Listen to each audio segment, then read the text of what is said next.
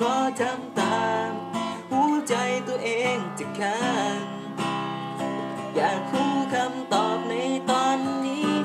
ว่าคนดีนั้นจะเลือกใครคำถามจากใจ